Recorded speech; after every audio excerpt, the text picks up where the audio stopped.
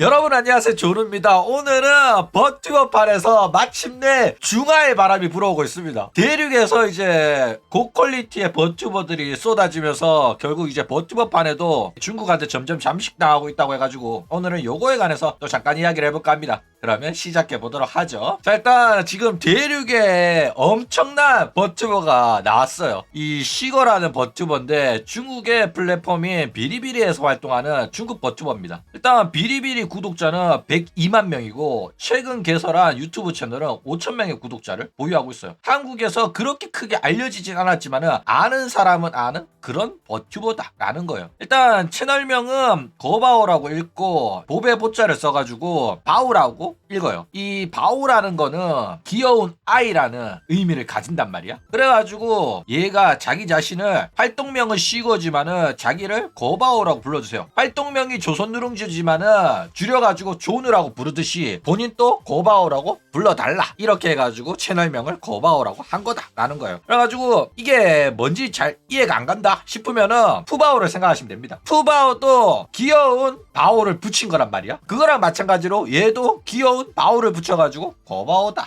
라는 거예요. 그쵸? 자, 일단 이 시거가 한국 알려지게 된 계기는 뭐냐. 일단 한국에도 조금씩 알려지기 시작한 버튜버로서 이미 나무 위키도 작성되어 있습니다. 알려지게 된 계기가 존나 얼척이가 없는데 치즈직 스트리머인 조광현이란 사람의 영도에서 이게 자꾸 등장을 했대요. 어떤 놈이 돈 쓰면서 홍보지를 한 거야. 그래가지고 한국에서는 뭐 시거라든지 고바오라든지 이런 이름보다는 조영버라고 불리고 있다라는 거예요. 그렇죠? 아직까지 조영버라는 이름이 더 인지도가 높은 상태다라는 겁니다. 자, 일단 이 시거라는 친구가 와 진짜 장난 아니더라고. 그쵸? 그러니까 한국인은 대부분 중국 별로 안 좋아합니다. 옛날에 홍콩 영화가 전성기던 시절에 홍콩 영화 보고 자란 세대는 뭐 중국어에 대한 거부감이 잘 없거든. 그런데 그런 홍콩 영화를 안 보고 자란 세대부터는 중국어에 대한 거부감이 굉장히 심해요. 그쵸? 게다가 중국이 하는 짓도 별로 마음에 안 들다 보니까 이 중국이라는 나라와 중국어에 대한 호감도가 굉장히 낮단 말이야. 그렇기 때문에 이 중국 국적에 중국어를 사용한다는 거는 어마어마한 족쇄란 말이야. 단점으로 작용을 한단 말이야. 그쵸? 그런데도 불구하고 이 시거라는 친구는 압도적인 재능으로 자기의 국적상의 한계를 박살을 내버렸어요. 그쵸? 일단 목소리도 굉장히 모해 보이스고 오타쿠 장사하기에는 진짜 최고의 성능을 보여주고 있습니다. 그쵸? 그리고 노래 실력이랑 춤 실력도 프로급이야. 게다가 놀라운 건 뭐냐면은 얘가 이 목소리에 따라 귀여운 노래만 가능하다 뭐 요런 게 있단 말이야. 기본적으로 버튜버들은 잘 맞는 노래가 있고 잘 안 맞는 노래가 있는데 얘는 진짜 다양한 장르를 다 소화를 가능합니다. 댄스곡, 발라드곡, 신나는 곡, 랩도 하고 귀여운 노래도 합니다. 진짜 미쳤다니까. 그러니까 조누가 여태껏 버튜버 보면서 봐왔던 애들 중에 압도적인 재능이야. 얘가 단연코 1등입니다. 게다가 컨텐츠도 굉장히 좋은 게 뭐냐면은 틱톡에서 유행하는 유명한 노래들 있잖아. 그거를 국적 불문하고 외국어도 불문하고 온갖 노래들을 맛깔나게 불러줘. 그러니까 자기가 모르는 언어인데도 불구하고 그냥 귀로 외워가지고 똑같이 따라 부릅니다.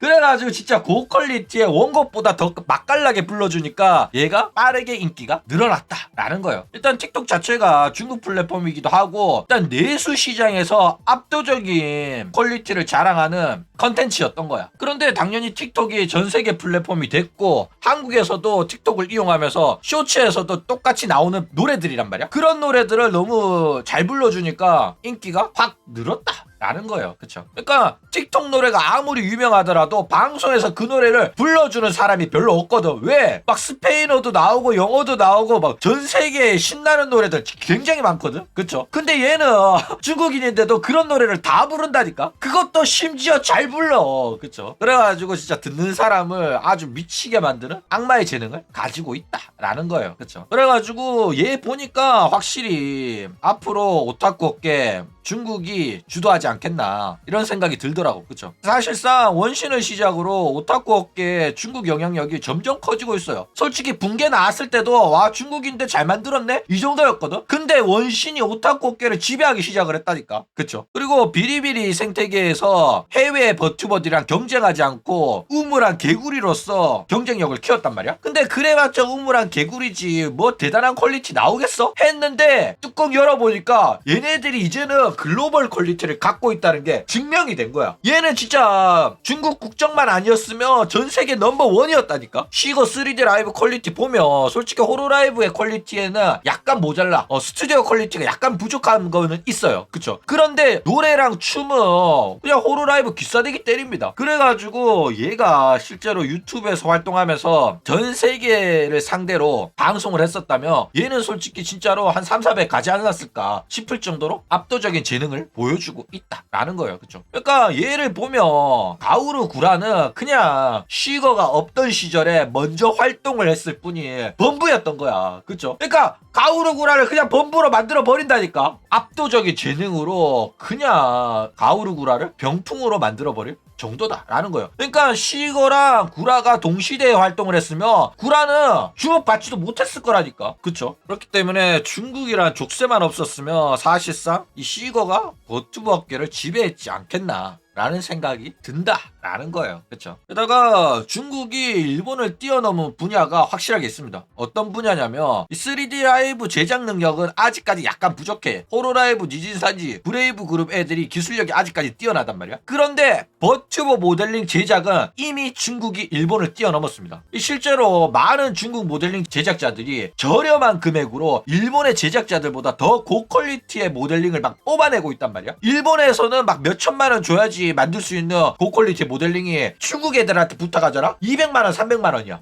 가격대가 박살이 났다니까. 근데 퀄리티가 개쩔어. 그래가지고 중국에서 이제 비리비리에서 활동하는 아카시 뮤라는 친구도 모델링만 공개하자마자 모델링 퀄리티가 너무 쩔어가지고 구독자가 막 늘어나가지고 지금 9만 명이야. 이미 비리비리에서는 18만을 찍었습니다. 그래가지고 모델링 퀄리티로 사실상 중국 국적이라는 한계를 돌파를 해버렸다 라는 거예요. 그쵸? 자, 그러면 과연 이제 이런 식으로 중국이 크면서 오타쿠 업계에서 일본의 영향력이 줄어들까? 요거에 관해서 좀 이야기를 해보자면은 일단 아무리 중국이 자본력이랑 기술로 압도를 한다고 하더라도 여전히 오타쿠 문화에서 일본의 영향력을 배제하기는 힘들어요. 왜냐면은 오타쿠 업계에서는 일본어가 표준어고 거의 로마야. 그렇기 때문에 아무리 중국이 큰다고 하더라도 언어의 장벽이라는 게 커요. 그래가지고 일본어는 오타쿠 문화 표준어로 자리 잡았기 때문에 아성을 무너뜨리기는 어렵지 않겠나. 게다가 아직까지 일본어가 주는 모의 요소는 여전히 오타쿠들한테 소비가 되고 있고 중국이 만드는 컨텐츠에도 일본어를 배제하지 않아요. 그래가지고 오히려 중국 놈들이 지들 돈을 써가지고 일본 성우를 고용한단 말이야. 중국 성우를 고용하는 게 아니라 일본 성우 갖다 쓴다니까. 그래가지고 중국 때문에 지금 일본 성우들 몸값이 엄청 올랐어요. 그렇기 때문에 막 중국의 눈부신 발전이 있다고 한들 여전히 일본은 그 자리에서 오타쿠 문화 종주국으로서 남아가지고 영향력을 행사할 걸로 보인다라는 거예요. 물론 한 50년 100년 지나면 어떻게 될지 모르는 건 사실이에요. 왜냐면 중국 애니메이션 중국 게임들이 나와가지고 중국어에 익숙한 세대들이 나오게 되면 뭐 오타쿠 표준어가 중국어로 바뀔 수도 있습니다.